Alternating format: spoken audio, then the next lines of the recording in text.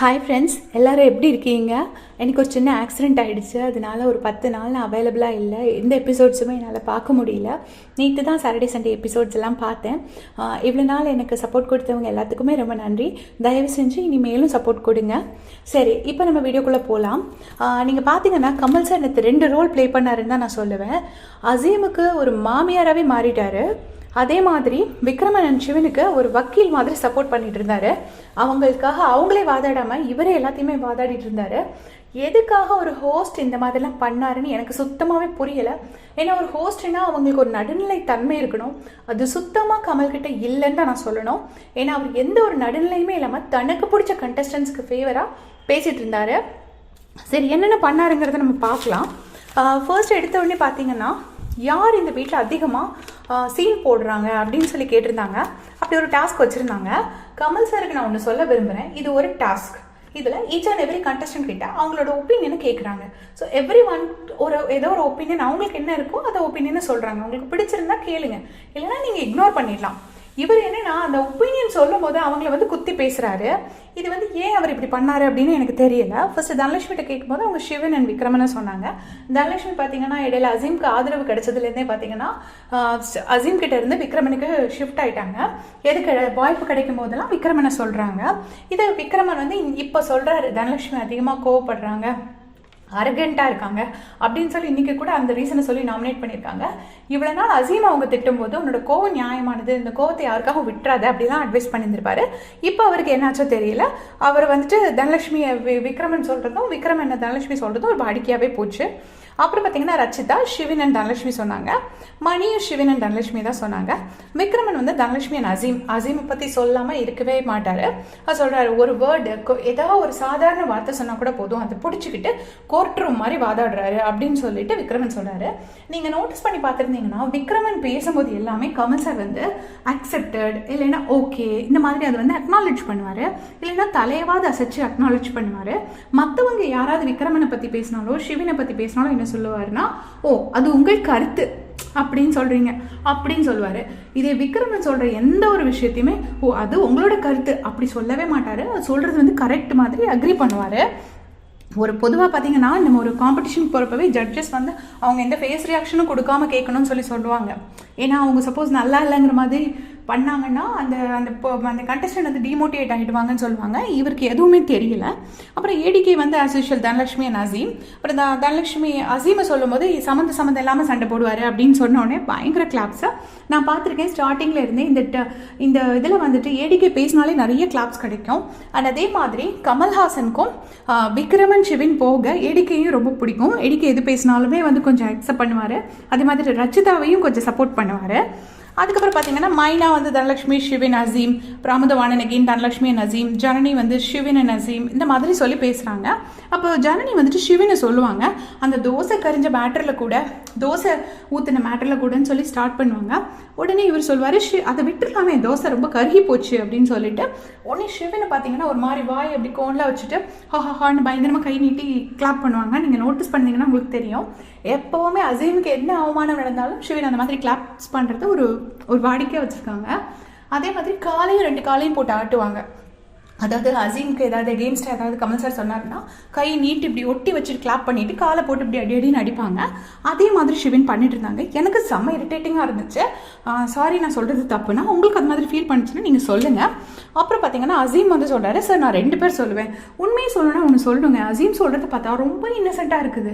அவ்வளோ இன்னசென்ட்டாக சொல்கிறாரு. ஒரு vibrant scene creator and silent scene creator.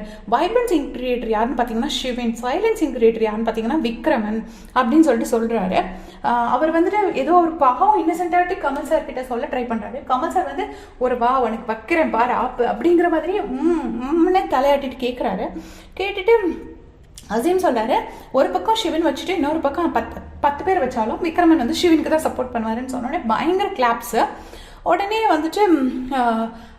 Kamal sir விடலை. அது இது வசிஷ்டர் வாயால் பிரம்ம ரிஷி மாதிரி இருக்குது, நீங்கள் தான் அந்த வீட்டில் உள்ள லவுடஸ்ட் வாய்ஸே அப்படின்னு சொன்னோடனே ஆசிஷல் சிவன் எகத்தாளமான ஒரு சிரிப்பு. எனக்கு ஒன்றும் புரியல. அந்த வீட்டில் எப்போ பார்த்தாலும் அசீம தற்பெருமை தான் சேர்ன்றது தான் கரெக்டுன்னு இருக்காங்கன்னு எல்லாரும் சொல்கிறாங்க. சிவன் தான் அதை பண்ணிட்டு இருக்காங்க. ஏன் அதை யாரும் நோட்டீஸ் பண்ணலாங்கிறது எனக்கு தெரியல. உடனே நீங்கள் ஒருத்தரோட தொழிலை பற்றி பேசுகிறீங்க அப்படி இப்படின்னு சொல்லிட்டு அசீம் கிட்ட அவர் ஃபுல்லாக விக்ரமனுக்கு வக்காலத்து வாங்குறாரு. எனக்கு என்ன தோணுச்சுன்னா, உங்களுக்கு தான் அசீம் தான் இப்படி சீன் கிரியேட் பண்ணாரா, எதுக்கு அசீம் கிட்ட போய் ஒரு ஒப்பீனியன் கேட்குறீங்க? ஒரு ஆப்வியஸ்லி இன்னும் 2 கண்டஸ்டன்ட்டோட பேரை சொல்ல தான் போறாரு. அவருக்கு யாரும் தோணுதோ அவர் சொல்லிட்டு போறாரு. மற்றவங்க அசீமை பற்றி சொல்லும்போது நீங்கள் யாரும் சப்போர்ட்டுக்கு போகிறது கிடையாது. எதுக்கு அப்படி சப்போர்ட்டுக்கு போறீங்க அப்படின்னு எனக்கு தெரியல. அதுவும் ஒரு ஹோஸ்ட் வந்து கொஞ்சம் கூட நடுநிலை தன்மை இல்லாமல் எப்படா அசீமை வந்து இந்த ஒரு மாமியார் ஒரு மென்டாலிட்டியோடய அவர் பார்க்குற மாதிரி எனக்கு தோணுது. நான் இந்த இடத்துல மாமியார்னு தப்பாக சொல்லலை, அது ஜென்ரலி ஓகே நம்ம பையன் அந்த பக்கம் போயிட்டாங்கன்னு சொல்லிட்டு லேடிஸ் வந்து கொஞ்சம் குறை சொல்லுவாங்க மருமகளை. அதே மாதிரி எது பண்ணாலுமே வந்து அசீமை குறை சொல்கிற மாதிரி தான் தெரியுது. அதுக்கப்புறம் பார்த்தீங்கன்னா தனலட்சுமி அசீமும் கடைசி நிற்க வச்சு கேட்குறாரு, நீங்கள் 2 பேர் தான் ஜாஸ்தி ஓட்ஸ் வாங்கியிருக்கீங்க அப்படின்னோடனே அசீம் சொல்கிறாரு, சார் நான் எனக்காக பண்ணதை விட மற்றவங்களுக்காக பண்ணி மாட்டிக்கிட்டது தான் அதிகம் அப்படின்னு சொன்னோடனே, இந்த மரத்தை பொழந்து ஆப்பு வைப்பாங்க இல்லையா, நீங்கள் போய் அதில் உள்ளே போகிறப்போ உங்கள் வால் மாட்டிக்குது அப்படின்னு சொல்லிட்டு கிண்டல் பண்ணுறாரு. பயங்கர கிளாப்ஸு. சத்தியமாக அந்த கிளாப் பண்ணுறதுக்கு எங்கேருந்து இந்த கூட்டத்தை கூட்டு வந்தாங்கன்னு எனக்கு தெரியல. எதுக்கு கிளாப் பண்ணுறாங்கங்கிறது அவங்களுக்கே புரியல. அதில் ஒரு க்ரீன் சாரி கட்டின லேடி ஃப்ரண்ட்டில் உட்காந்துட்டு சும்மா கிளாப்ஸு. அவங்கள ஒரு லூசுன்னு சொன்னால் கூட கிளாப் பண்ணுவாங்க போல இருக்குது. அந்த மாதிரி எதுக்கு கிளாப் பண்ணுறோன்னு தெரியாமல் கிளாப் பண்ணிட்டு இருக்காங்க. உடனே வந்துட்டு அசீம் சொன்னார், சார் இல்லை சார் விக்ரமன் வந்து எதுக்கு எடுத்தாலும் கருத்து சொல்கிறாரு, அப்படி ஏதோ ஒன்று நான் ஏதாவது நல்லது பண்ண போனால் மாட்டிக்கிறேன் அப்படின்னு சொன்னோடனே கமல் சார் வந்து ஆஸ் யூஷுவல் விக்ரமுக்கு சப்போர்ட் வந்துட்டார். இதைத்தானே விக்ரமனும் பண்ணார் அப்படின்னு. ஆக்சுவலாக விக்ரமன் பற்றி பேசும்போது சப்போர்ட் பண்ணாலும் பரவாயில்ல, அசீம் தன்னை பற்றி பேசும்போதும் விக்ரமனுக்கு சப்போர்ட் பண்ணுறாரு.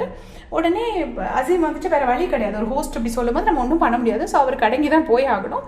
அதனால அசீம் என்ன சொல்கிறாருன்னா, சார் பல சமயத்தில் விக்ரமன் நல்லா தான் பண்ணுறாரு, சில சமயம் தான் இப்படி ஏதாவது தப்பாக பேசிடுறாரு அப்படின்னு சொன்னோடனே, நீங்களும் அதே தான் பண்ணுறீங்க, உங்களை பற்றியும் அந்த விமர்சனம் தான் வெளியில் இருக்குது அப்படின்னு சொல்கிறாரு. சொன்னோடனே அசீம் இப்படி ஒரு நிமிஷம் யோசிக்கிறாரு. உடனே பார்த்தீங்கன்னா கமல் சார் இது மாற்றியும் இருக்கலாம், சில சமயத்தில் தான் நீங்கள் நல்லது பண்ணுறீங்க, பல சமயத்தில் நீங்கள் பிரச்சனை தான் பண்ணுறீங்க அப்படிங்கிற மாதிரி சொல்கிறாரு.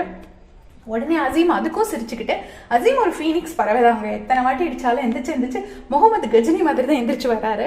அவரோட இந்த தன்னம்பிக்கையும் ஒரு இதுவும் தான் நமக்கு வந்து அவரை பார்க்கறதுக்கு அவ்வளோ தூரம் பிடிச்சிருக்கு. அவர் உடனே சொல்கிறாரு, சார் நான் ஏதாவது யதார்த்தமாக சொன்னால் கூட அதை பதார்த்தமாக மாட்டிக்கிறேன் அப்படின்னு சொல்லி கிண்டல் பண்ணி ஜாலியாக தன்னைத்தானே கிண்டல் பண்ணி சொல்கிறாரு. அதுக்கும் வந்துட்டு கமல் சார் ஒரு நக்கலாக சிரிச்சுட்டு யூ ஆர் சேவ்டு அப்படின்னு சொல்கிறாரு. அப்புறமா அசீம் வந்து அதை நல்லா ஸ்போர்ட்டிவாக எடுத்துகிட்டு மணிக்கட்டா கிட்ட நல்லா ரோஸ்ட் பண்ணிவிட்டு யூ ஆர் சேவ்டுன்னு சொல்கிறாங்களா அப்படிங்கிற மாதிரி சொல்லி ஜாலியாக எடுத்துக்கிறாரு.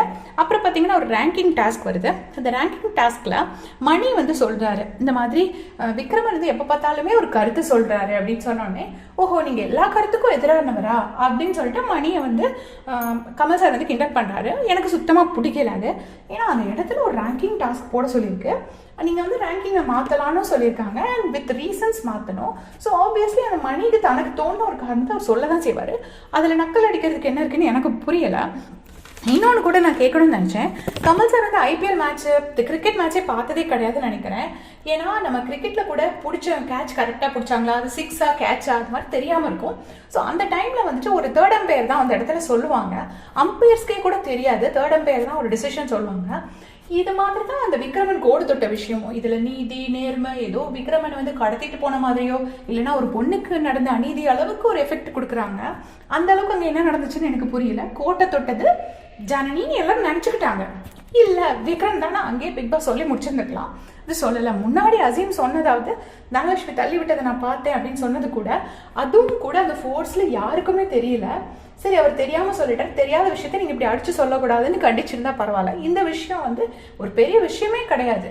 அதுக்கு ஒரு பெரிய குறும்படம் போட்டு காமிச்ச கமல் சாருக்கு அமுதவாணன் தன்னை அடிக்கலன்னு நல்ல, அமுதவாணனுக்கு தன்னை வந்து அசீம் அடிக்கலன்னு நல்லா தெரிஞ்சும் கணத்தை திருப்பினதை அடிச்சான்னு சொல்லும் போது அதுக்கே குறும்படம் போட்டு காமிக்க முடியலன்னு தெரியல. இந்த மாதிரி கமல் சார் போயிட்டு இருந்தாலும் கமல் சாரோட பேர் தான் நான் கெட்டு போகும்னு நான் ஃபீல் பண்ணுறேன். நீங்கள் என்ன நினைக்கிறீங்கிறத கமெண்ட்ஸில் சொல்லுங்கள்.